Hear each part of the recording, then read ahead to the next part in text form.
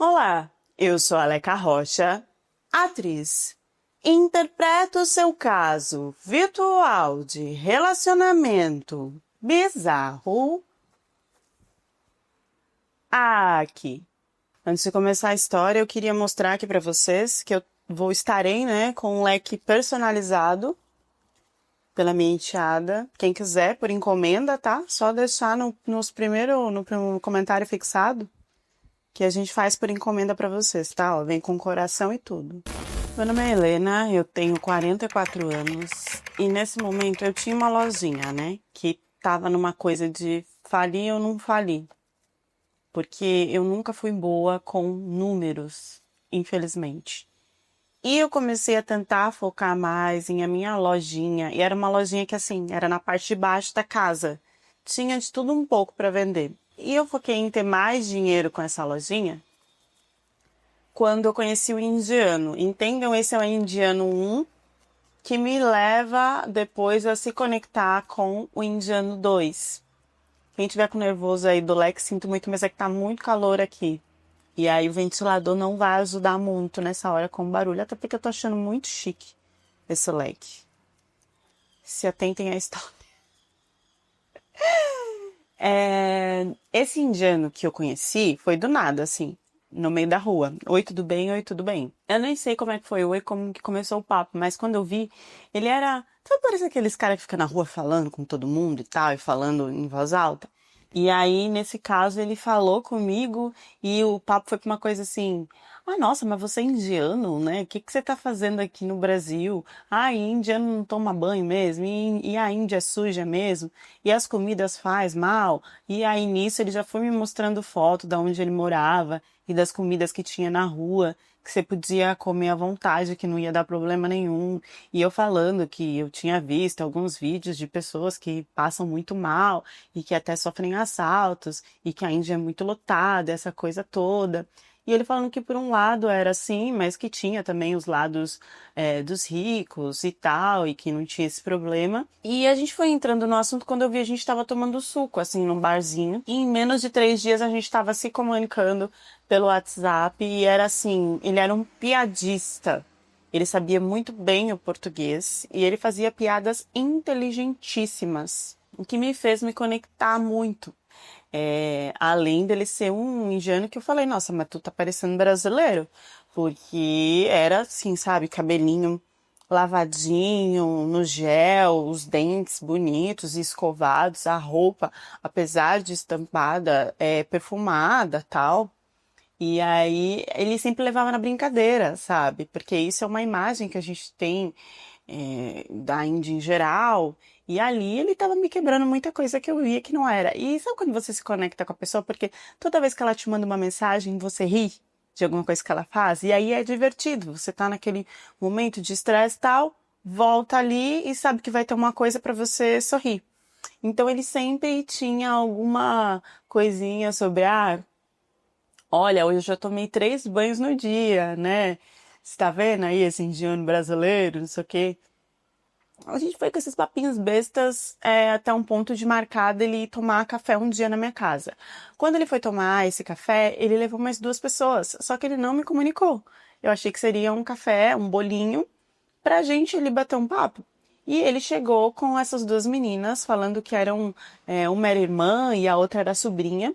E eu fiquei um pouco perdida porque eu tinha entendido que só ele, como imigrante, tinha vindo ao Brasil. E como que estava ele sozinho com a irmã e com a sobrinha? Depois desse dia que ele levou as sobrinhas, ele falou que era porque não tinha onde deixá-las. Então eu fiquei muito confusa, mas também não perguntei. Não tinha onde deixá-las porque elas estavam sozinhas com você no Brasil? Não entendi muito bem, mas a gente começou a se relacionar. De beijinhos e às vezes saidinhas. Nunca chegamos no tchac-tchac. Quando chegamos no tchac-tchac foi depois de 2 meses, ele disse que tinha que dormir na minha casa, que sentia que tinha que ficar perto mais de mim, porque então a gente estava criando uma coisa séria. Que até aí a gente só estava ficando. E que então ele queria namorar comigo e depois casar. Isso tudo, gente, até esse ponto, ele já me falava sobre sempre em mensagem no WhatsApp, em tom de piada, e eu também achava que era piada e nunca achei que ele fosse pressionar de que isso ficasse sério. Mas depois do nosso primeiro tcheco-tcheco, a primeira coisa que ele fez foi isso. Primeiro porque ele disse que eu era a primeira brasileira que tinha feito ele ir até as nuvens. E não só isso, eu era a primeira brasileira que não via ele como interesseiro e que parecia ser muito parceira. E que ele realmente estava gostando muito de mim. Só que, gente, depois disso, assim, em 3 meses, ele simplesmente foi enfiando pessoas dentro da minha casa. Sem eu entender que ele estava fazendo isso. E o que eu não sabia é que ele estava praticamente com a família dele inteira aqui. Eu não sei como que esse cara fez isso. Eu só sei que, assim, no começo eu fui rindo, mas depois foi ficando desesperador.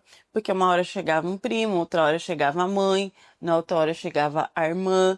E aí vinha e eu fazia a sala e a pessoa não ia embora. A pessoa dormia. E ficava dormindo 1, 2, 3, 4, 5 dias. Eu não tinha cara pra falar, sabe? Ah, tá na hora de ir embora. E eles eram assim. Eles exigiam. Tipo, ah, não tem esse tipo de alimentação. Ou então, eles comiam tudo que tinha na geladeira.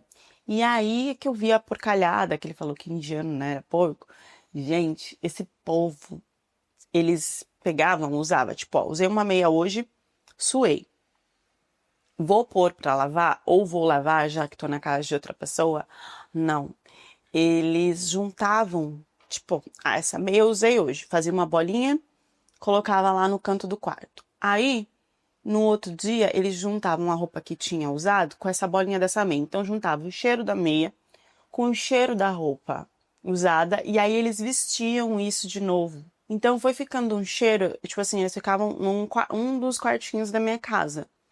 Foi ficando um cheiro insuportável dentro do quartinho da casa que não tinha ventilação, e isso quando eles vestiam empesteava o resto da casa, e eles agiam como se fosse um perfume francês, como se fosse um cheiro muito bom e que, sei lá, não tinha problema nenhum. Então eu comecei a ficar muito incomodada dentro da minha própria casa, porque de 5 dias que dormiam, depois começaram a, tipo, sair da minha casa e voltar e ficar mais 10 dias. E aí não era só uma pessoa só, eram 5 pessoas da família. Me parecia uma família nômade que ficava dormindo de casa em casa, porque eu nunca conhecia a casa dele, nunca conhecia a casa da família dele. E a desculpa era porque, ah, ficou até muito tarde, então a gente vai ficar aqui. Ou então, ah, tem uma entrevista amanhã, ou o trabalho é aqui perto. Se a gente for para nossa casa, a gente vai ter que acordar 4 horas da manhã para ir, então a gente pode ficar aqui. Sempre tinha alguma desculpa e quando eu via já tinha passado lá 5 dias que esse povo estava dormindo na minha casa e que estava aumentando cada vez mais. E quando isso foi acontecendo, já não tinha mais a parte de nós sermos namorados ou de tcheco-tcheco e nada disso. Eu fui conversar com uma amiga sobre a situação, porque eu só acordei quando ele parou de me tratar como namorada, né?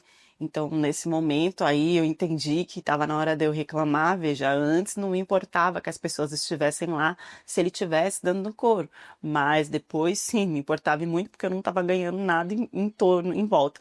E isso tudo, além disso, tudo com a minha falência, né? Eu queria focar em vender as minhas coisinhas e tal, e eu via que sempre tinha pessoa pela casa, comendo tudo, gastando muito, então eu tinha que fazer mais dinheiro.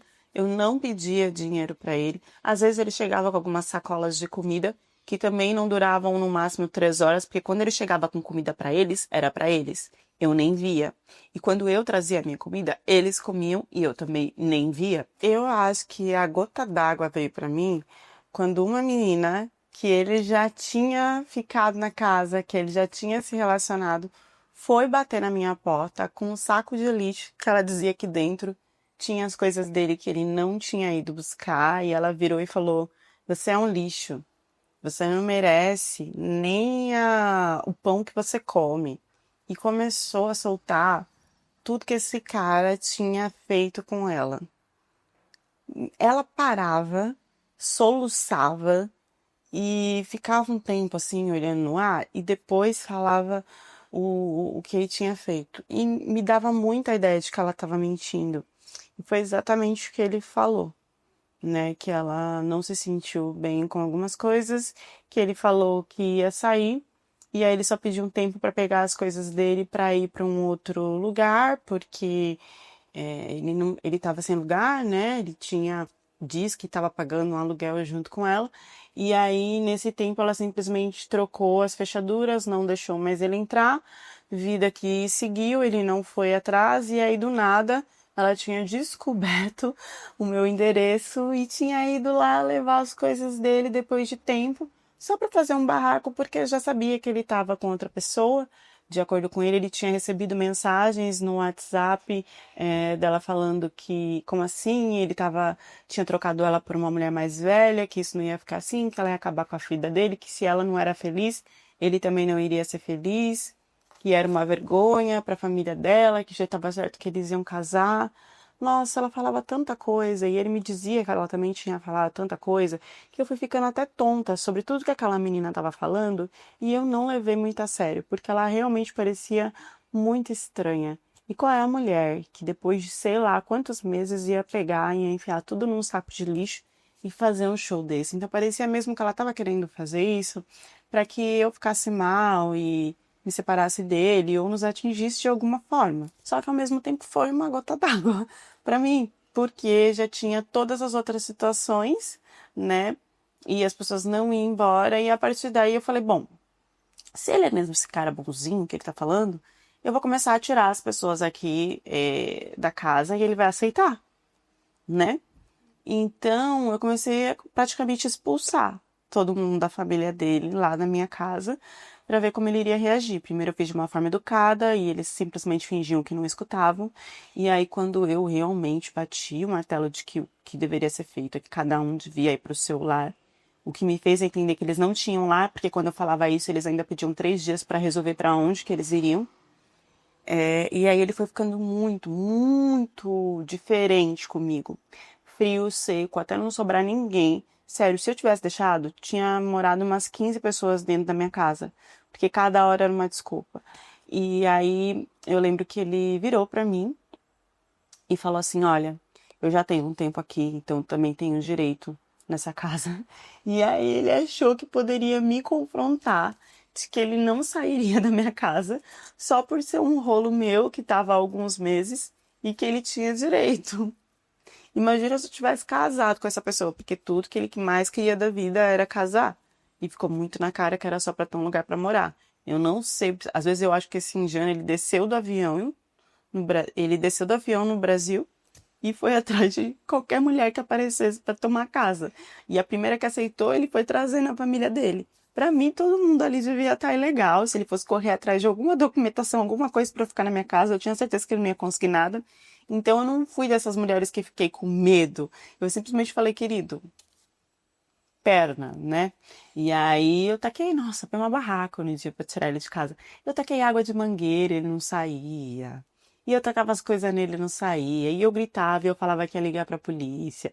E o vizinho perguntando se precisava de ajuda porque ele também ligaria pra polícia. Ele falando que não tinha medo da polícia porque ele sabia do tempo que ele já tinha registrado, que tava morando na minha casa, que tinha direito na minha casa, que tinha feito foto, que tinha mensagens da gente no celular comprovando a nossa união estável. Ele soltava umas coisas que eu não sei da onde que esse cara, tipo, achou assim tantas provas.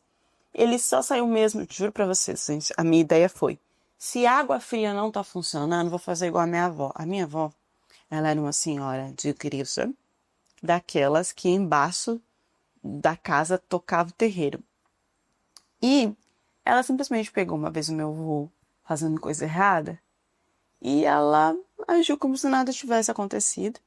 Descobriu que o meu avô tinha várias mulheres e fazia coisas bem piores e que por isso até que ela tinha pegado uma coisinha lá na chanta, né? Na chanta. E ela simplesmente um dia meu avô tava lá trabalhando tal com água fervente, ela foi e tacou a fervente no meu avô e falou: Isso aí é pra você aprender. Que a próxima que você fizer vai ser pior. Mesmo assim, eles continuaram juntos. Eu me veio essa imagem da minha avó na cabeça no momento. E eu falei, se a água fria não tá funcionando, a água quente vai funcionar. Pois eu coloquei a água quente pra ferver. Não é que esse homem saiu, ó, de fininho quando ele viu que eu ia pegar a água quente, que eu ia tacar a água quente nele. eu ia fazer igual gato escaldado. Gente, o cara achou que tinha algum tipo de força sobre mim? Não. Mandei ele pras cucuia. Então eu sempre, por que eu contei isso? Primeiro porque foi meu primeiro contato com um indiano. Segundo, porque eu não era essa mulher que não deixava de confrontar as coisas, né? Tinha mulher que falava, sim senhor, não senhor, ai o amor da minha vida. Não. Eu fui pra cima dele, se tivesse que ir pra delegacia por causa que tinha atacado água quente, eu ia. Então pra vocês entenderem como que eu era antes desse indiano. E aí, gente, eu entrei na própria fama que eles tinham me dado, da mulher empoderada, poderosa, que conseguia resolver a situação com o homem e tal. Isso mais com as mulheres, sabe? De fazer chá mesmo, com bolinho e conversar, e de criar grupo na internet. Aí ficou naquela coisa tipo assim, a Ellen, ela já lidou com o indiano e ela sabe como é. E eu não sabia que tinha um grupo muito grande de mulheres que a todo momento estão conversando com esses indianos online. E criaram, então, né, um grupo, uma comunidade, meio que eu como ADM, porque eu já tinha encontrado um ao vivo, e no caso de ele ser furado, eu sabia como resolver. E quando eu vi, eu estava totalmente entretida nesse universo, de responder coisas como se eu realmente tivesse conhecimento da causa sobre tudo que as mulheres deviam fazer, ou entender se aquele indiano era golpista ou não. Sei, me subiu uma coisa assim, sabe? Ah, eu tenho poder agora nessa área, vamos lá. E eu tenho que confessar pra vocês que eu cheguei até cobrar, tipo, 30, 40 reais pra um tipo de uma mentoria pra maioria, porque assim, começou a aparecer muita mulher e eu não sabia mais o que fazer com isso. A minha lojinha não tava aquela coisa, então se eu tirasse um dinheirinho extra também seria bom pra mim. O que eu não imaginei é que nessa comunidade iriam começar a querer entrar indianos. E começou assim. E aí quando eu vi, tava virando assim, quase que uma casamenteira, sabe? Ah, eu conversei com a Ellen e o meu indiano foi tranquilo e nós estamos juntos e deu certo. Ou então, eu conversei com a Ellen e realmente o indiano era golpista.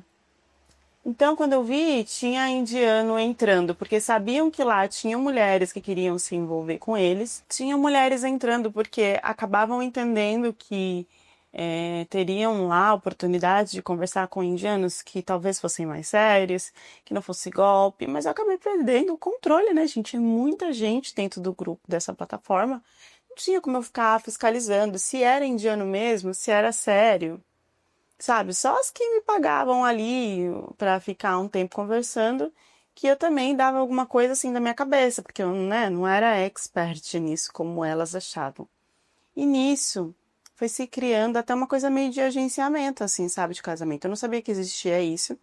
E na Índia parece que tem um grupo muito grande de pessoas que são interessadas em brasileiras, não brasileiras, estrangeiras, em casar com estrangeiras e que quando se interessam por ser estrangeira, se falar outra língua e tal, eles acabam pagando, porque em alguns lugares é a mulher que paga o dote, né? E nesse caso eles acabam pagando, investindo mesmo, porque o indiano ele vai ter uma noiva estrangeira que vai trazer passaporte para ele, cidadania, várias coisas, né, que ele não conseguiria dentro do próprio país. Então acaba sendo uma negociação e um interesse muito grande de se relacionar com essas estrangeiras. E aí quando eu vi, eu tava nessa coisa, sabe, de sobre agenciamento para casamento e me envolvendo e sabendo de histórias. E falando, olha, porque tem essa mulher que foi, você não quer acompanhar? Ou então, tipo, nossa, a gente tá aqui procurando mulheres que queiram fazer esse tipo de agenciamento para encontrar um parceiro.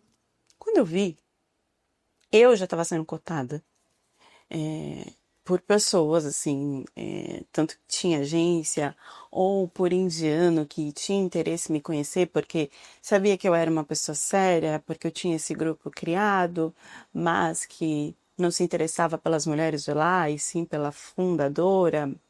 Então eu recebia muitas propostas que eu até me assustava, às vezes super de golpe e sem sentido, e outras muito sérias. E aí eu fui buscando esse universo e entendendo que sim, existiam indianos sérios que queriam um relacionamento onde eles também, além, né, do interesse do passaporte, eles retornariam com uma parte financeira. Eles gratificariam, eles te valorizariam como mulher, muito além da questão de pegar o passaporte. Até porque com o dinheiro que eles estariam investindo ali, eles comprariam um passaporte tranquilamente. Eles não precisariam casar para isso, mas era sim símbolo de status estar se relacionando com uma estrangeira, ainda mais quando essa estrangeira tinha a pele clara. Nossa, você conseguiu sair daqui do cafundó, né, dessas indianas que não têm futuro nenhum, que são criadas só para cuidar da família, para uma mulher que é super empoderada, que fala outras línguas, que vai fazer você viajar, que vai acompanhar você nas viagens que você já faz, porque você já tem a condição financeira para morar onde você quiser. Isso, gente, foi dentro de muita pesquisa que eu fiz dos indianos que queriam se adicionar nesse meu grupo e que eu acabei liberando e que de lá saíram namoros e casamentos muito melhores do que com brasileiros, com a taxa de feminice que temos aqui no Brasil, né? O que eu não sabia é que na Índia se desvive tanta mulher como homem a ponto de não se ter nem investigação, por causa que a população é imensa, não dá tempo nem de sair contando, né? Tá desvivendo, já tá nascendo o quádruplo de gente. Eu tinha essa visão só assim, só no Brasil que desvivem as mulheres, né? E aí, quando eu vi, eu tava num universo que era como se eu fosse uma brasileira muito disputada na Índia. Online. Quando? Nunca que eu podia imaginar uma coisa dessa. Então, rolava exigências para que eu pudesse conversar com o indiano. E eu parava a comunicação na hora que eu queria. E acontecia um desespero da parte deles, porque eu era muito requisitada e porque eu conversava com outras mulheres. Então, se eu por acaso achasse que aquele indiano tinha um comportamento estranho, mesmo que ele tivesse interessado em mim, eu iria passar isso para a comunidade, para as mulheres. Então, assim, nossa, eu chegava a receber coisas na minha casa, de presentes, de tudo. E eu sempre fui muito de conversar para ver até onde ia, porque só o presente não me interessava. E tem muito indiano que faz isso, né? Te dá tudo, mas é só naquele momento da paquera. Depois, querida, o que você vai ter que escutar, o que você vai ter que vivenciar com a mãe dele, não quero para ninguém. Então eu sempre fui muito confiante, muito segura de entender que se eu escolhesse alguém seria o cara perfeito, todo mundo ali iria me aplaudir, porque eu já tinha uma experiência gigante sobre isso. Foi quando eu entrei em contato, então, com o Arav. O Arav não tinha muito tempo de falar comigo, diferente dos indianos desesperados que sempre mandavam mensagem todos os dias, de manhã, de tarde, à noite, e cobrando atenção. O Arav, ele só queria se fosse chamada por vídeo e uma vez na semana, porque ele tinha muitos negócios da família para cuidar.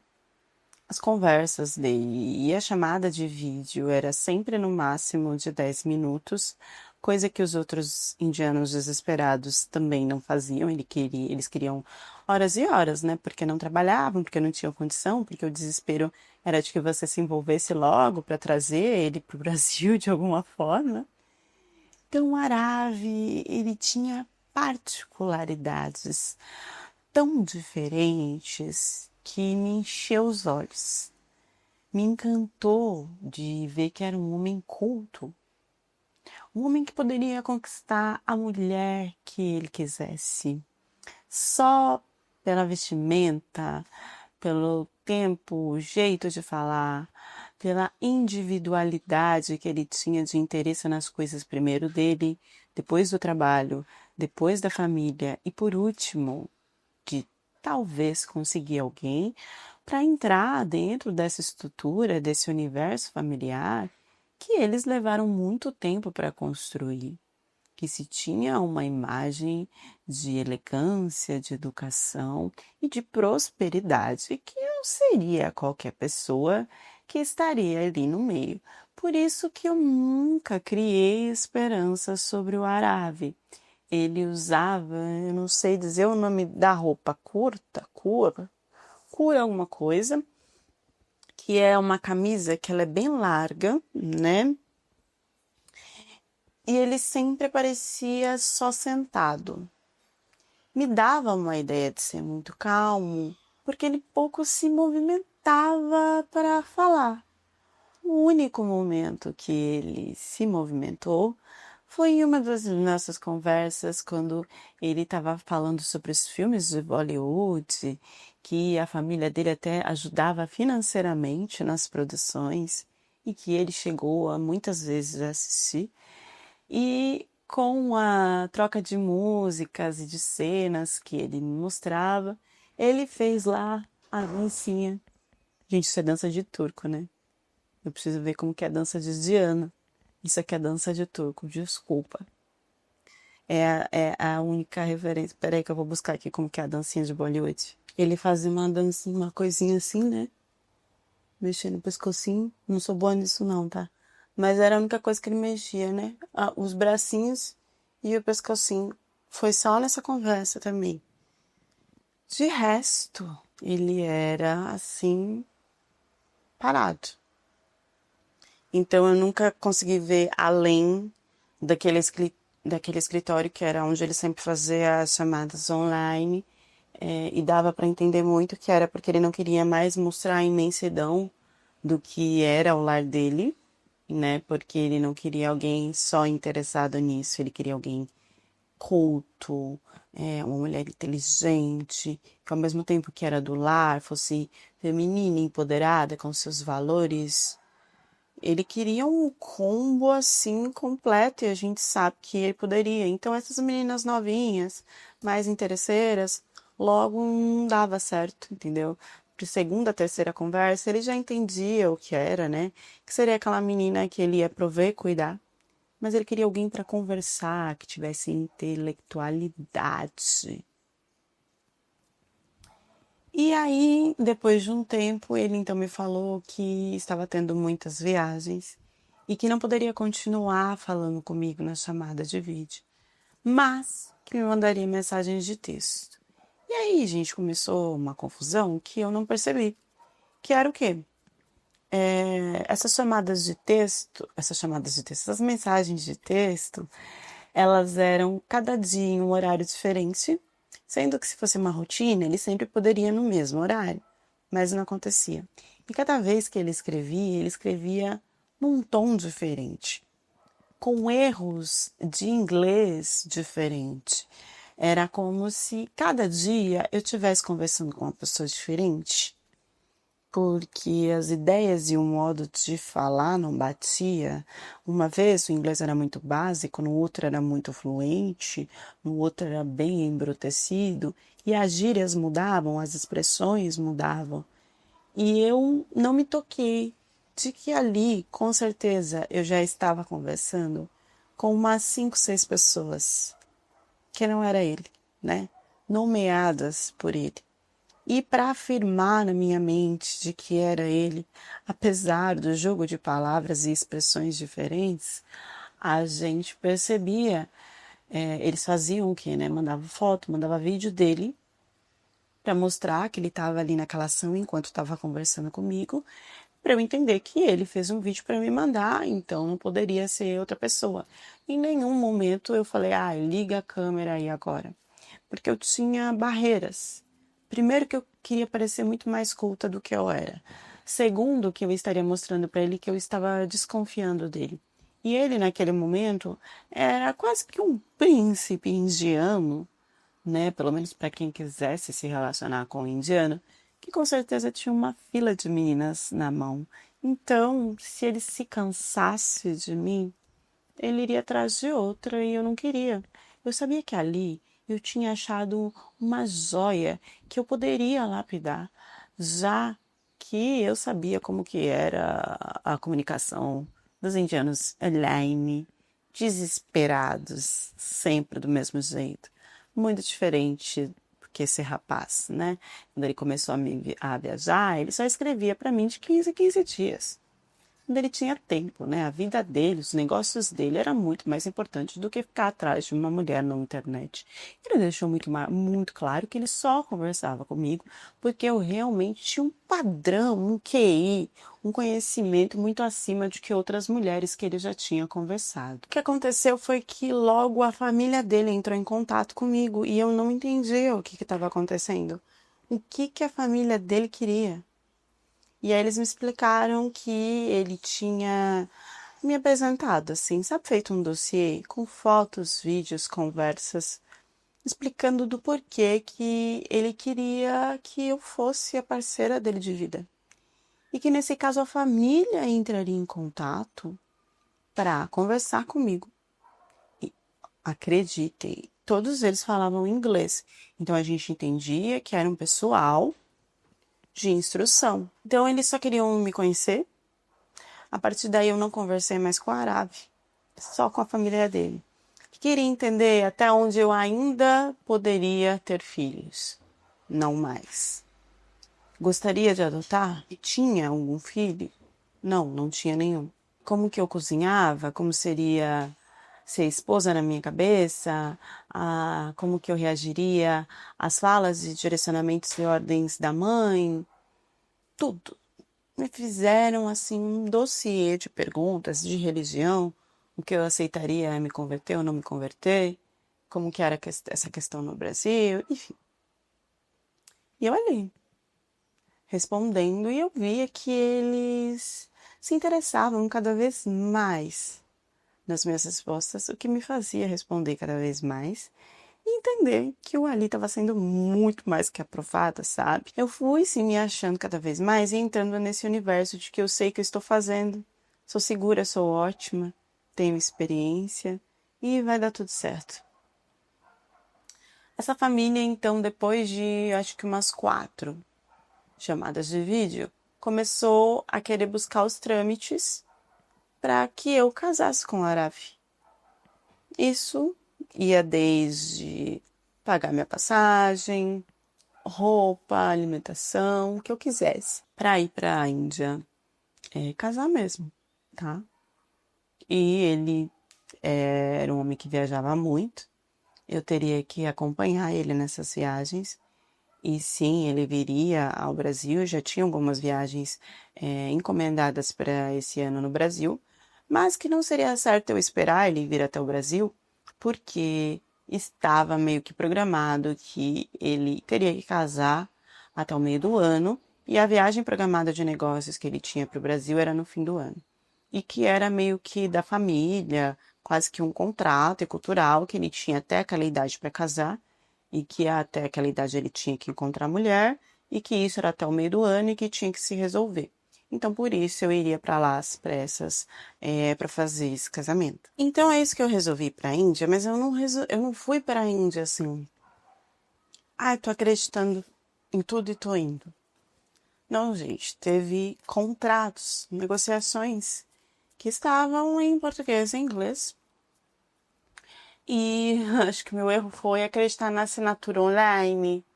Então, tudo foi assinado online, com documentação virtual, mandada, né, xerocada, printada, iada. Mas tudo tinha cláusulas, né?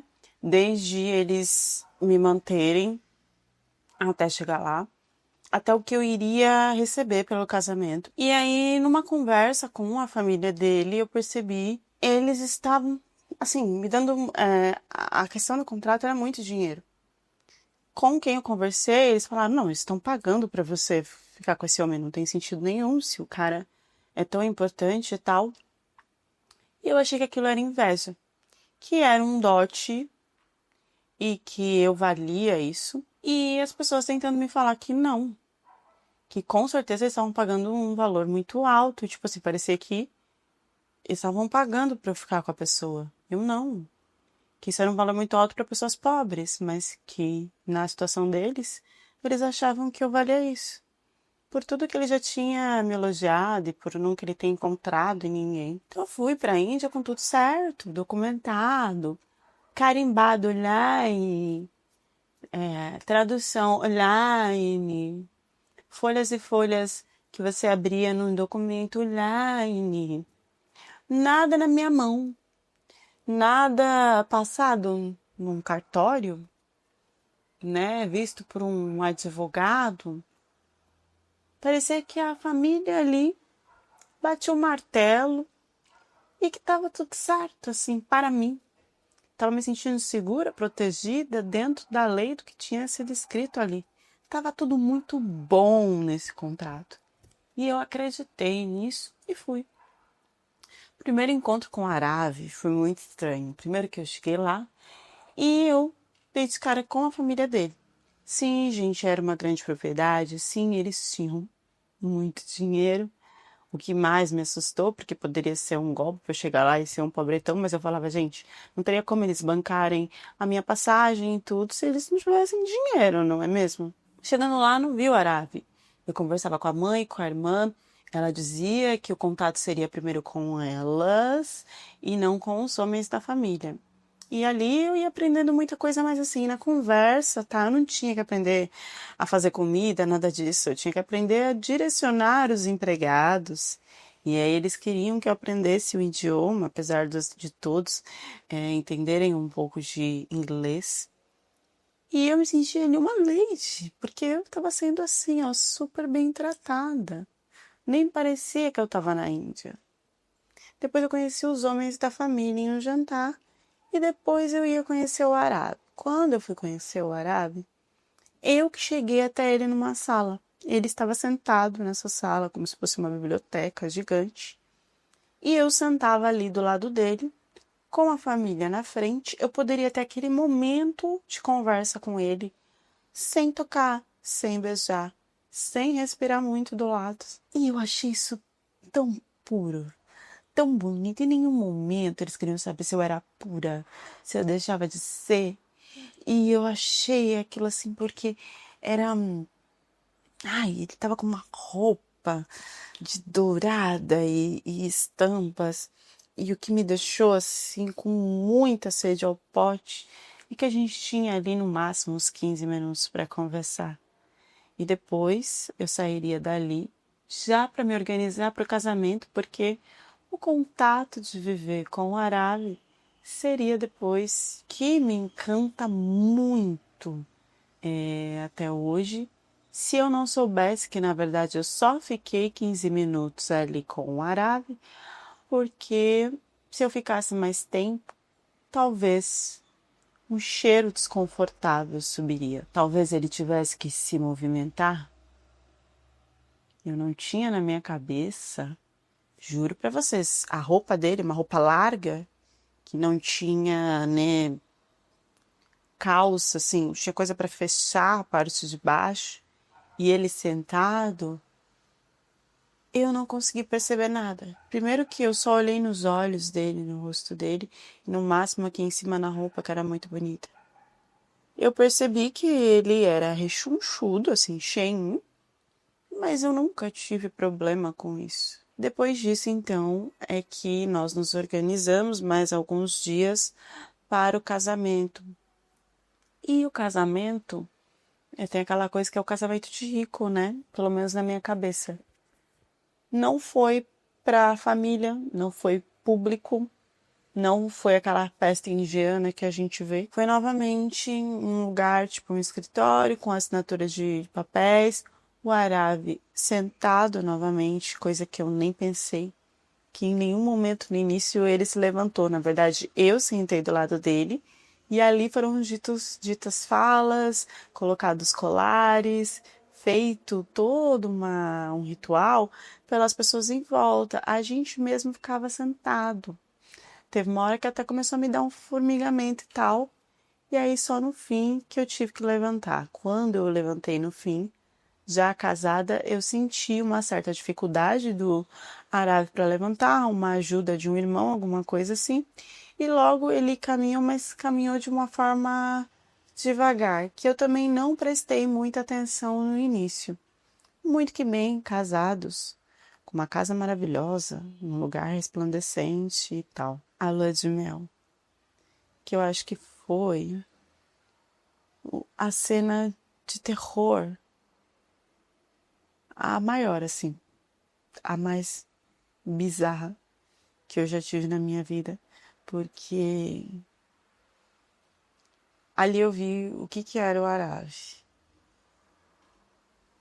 E aí no outro dia, eles vieram me oferecer mais dinheiro. E eu comecei a entender que eles queriam deixar claro, e eu não tinha percebido desde o casamento, que eles me pagaram para casar com o Arav. Porque ele tinha uma deformidade, né? Existe uma coisa chamada elefantíase, que você pega, eu acho que é por inseto, picar, um inseto específico, alguma coisa assim. Não tem muito o que fazer. E ele tinha essa condição no membro dele. Pra quem não sabe, incha, mas não é um inchadinho, não. É uma coisa assim grotesca, quase como se fosse aqueles tumores grandes que cobrem a cabeça da pessoa. É exatamente isso. Pode dar na parte ali dos testículos ou no membro. E é uma coisa gigantesca que, assim, gente, tem cirurgia, tem como fazer e tal. Só que tem famílias que veem algumas deformidades como se aquela pessoa fosse iluminada, fosse um deus, fosse conectada com a espiritualidade, trouxesse prosperidade. Então, algumas pessoas que têm algumas deformidades, elas são adoradas por serem diferentes e por eles entenderem que é algo divino. E algumas famílias escondem os filhos, têm vergonha de levar ao médico, mesmo com dinheiro, porque tem medo da cirurgia, porque não quer que ninguém, nem o médico saiba que tenha isso na família. Então, na maioria das vezes, eles têm um médico particular ali para amenizar a situação, mas não para retirada e para cortar tudo. E assim eles vão mantendo. E quando eu vi aquilo, eu do jeito que eu tô parada aqui pra vocês, eu fiquei. Não tinha como ter lua de mel. E aí eu falei, Arave, você tá bem? E ele, tá tudo ótimo, qual é o problema? Você é minha esposa e agora a gente tem que namorar. E falando assim, como se não tivesse nada. Eu juro pra gente, era um negócio gigante, assim, quase uma terceira perna, se é que eu posso explicar desse jeito. Eu nunca tinha visto aquilo na minha vida. Não aconteceu nada, né? Só que o cheiro era muito forte. Passava um tempo, eu não conseguia ficar no quarto. Foi quando eu saí do quarto e a mãe soltou que ele tava passando por uma mudança ali, corporal e tal, que era uma transformação, mas que eu não precisava me preocupar, que ia ficar tudo bem. Ela colocava assim, ele teve uma cirurgia. É algo temporário. As roupas eram feitas sob medida para não se perceber essa movimentação. E assim, ele não saía de casa, ele não tinha grandes movimentações, ele não era apresentado em público. Se bobear, aquela família nem dizia que aquele filho existia. Mas, por honra, era importante que ele casasse e eles saíam atrás de estrangeiras em condições precárias que aceitasse o casamento pela questão do dinheiro para que ele tivesse uma esposa, porque as indianas jamais aceitariam uma situação dessa. Eu não sabia de tudo isso. Então, no outro dia, eu escutei essa mãe falando que era uma questão de cirurgia. E eu, sem informação, acreditei que poderia ser alguma coisa assim. Até porque aí eles já se colocavam como propriedade dele e assim, sem poder sair de casa, com guardas, todo mundo observando. Assim, eu já estava ali dentro de um cárcere, só eu que não entendi.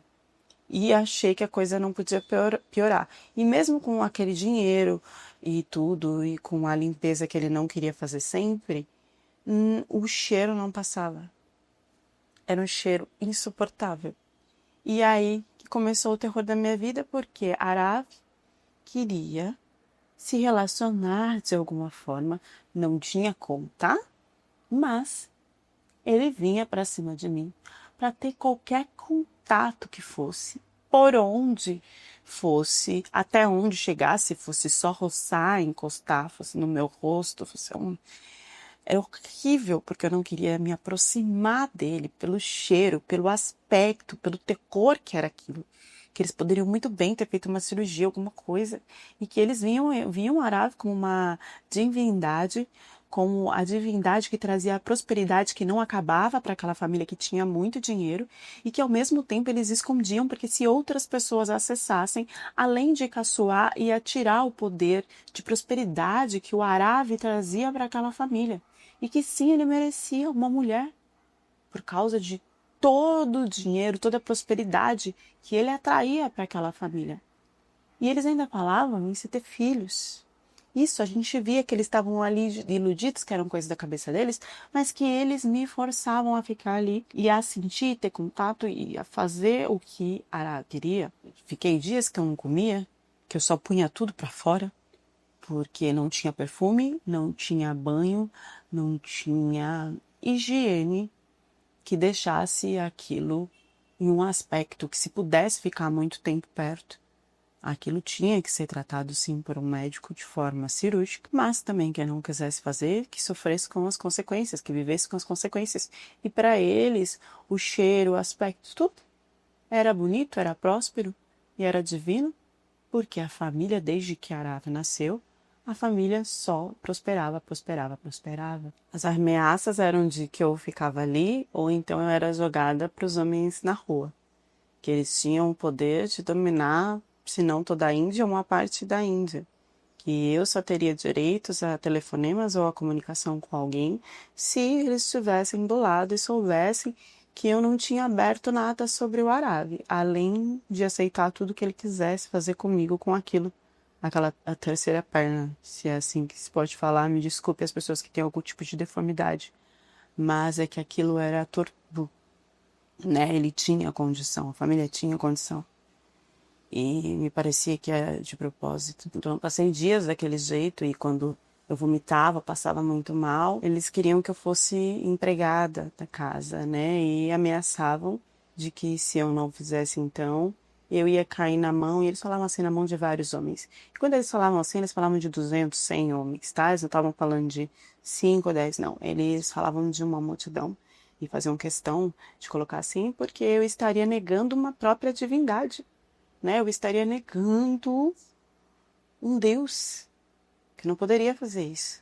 Que eu terminaria sem vida, né, e usada por o maior número de homens possível. Eles falavam nessa naturalidade aqui que eu tô falando, foi você. Foi aí que caiu minha ficha. Quando uma mulher de 44 anos poderia ser tratada como uma princesa por um indiano, gente, que com certeza, se não tivesse nenhum problema, iria querer casar, ter filhos, queria querer ter uma novinha, né? Assim, começou a cair tudo na minha cabeça e eu comecei a surtar muito sobre tudo. E eu fiquei muito tempo com essa família porque eles simplesmente tinham dinheiro para cobertar tudo. Não tinha muito o que eu fazer. E a loucura era só dentro da casa deles. Ninguém mais via o Arav como um deus, porque ele não era. Quem me ajudou a sair de lá foi uma das empregadas, que eu tenho certeza que se voltou para casa e que ela dizia, quando ela me ajudou, isso depois de mais de um ano. Quando ela me ajudou a sair de lá, ela já sabia que não voltaria mais para casa no outro dia, porque eles tinham mandado embora, não queriam mais contato dela e tal. Então ela meio que sabia de toda a situação e me ajudou a sair, porque no dia eu estava também como empregada, porque se não fosse ela, eu jamais teria saído de lá, tá? Ela me deu uma roupa dela, a gente saiu, porque nesse dia eles me deixaram limpando a madrugada inteira, já que a madrugada inteira eu não queria ficar com o Arav. Como já tinha muito tempo lá, a confiança de que eu iria fugir era mínima. E foi, sim, na madrugada que essa mulher conseguiu me levar pelo menos até um centrinho mais distante, para que eu conseguisse fugir dessa situação, porque o que eles falavam é que eles tinham investido muito em mim, e tinham mesmo, tá? Eles tinham me comprado para um casamento. E eles deixavam muito claro que eles tinham me pagado uma quantia muito grande para ficar lá com esse indiano. Eu fui paga, porque eles sabiam do problema que era ficar do lado desse homem. Só que esse dinheiro estava comigo enquanto eu estava lá. Estava trancado.